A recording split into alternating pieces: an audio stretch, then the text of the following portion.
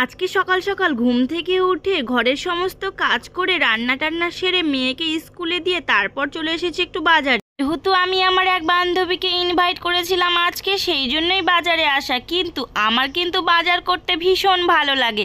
আমি কিন্তু প্রায় বাজারে আসি বাজার করার জন্য। আমার বাজার করতে ভীষণ ভালো লাগে। তো প্রথমেই চলে এসেছিলাম মুদিখানার দোকানে। ওইখানে দেখতে পেলে কতটা পরিমাণে ভিড় ছিল, অনেকটা ভিড় ছিল। সেইখান থেকে বেরিয়ে তারপর চলে আসলাম চিকেনের দোকানে। চিকেন নেওয়ার পর তারপর চলে আসলাম আমরা সবজির দোকানে। সবজির দোকানে দেখতে পাচ্ছ কত রকম সবজি, সবজিগুলো দেখতেও কত ভালো লাগছে, টাটকা টাটকা সবজিগুলো ছিল।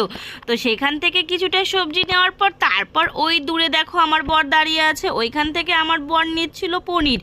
তো তারপর ঘরে চলে আসলাম। দেখতে পাচ্ছ কতগুলো বাজার করে দিয়েছে, আর এতটা ভারী ছিল মানে বাজারগুলো। তারপর সেই বাজারগুলো নামিয়ে রেখে আমি ভাবলাম এখন তো রান্না করব না, কারণ এখন সকালবেলা, তার জন্য ভাবলাম মাংসগুলো ধুয়ে ফ্রিজে রেখে দিই, তা না হলে মাংসগুলো নষ্ট হয়ে যাবে। সেই জন্য মাংসটা ধুয়ে ফ্রিজে রেখে দিলাম।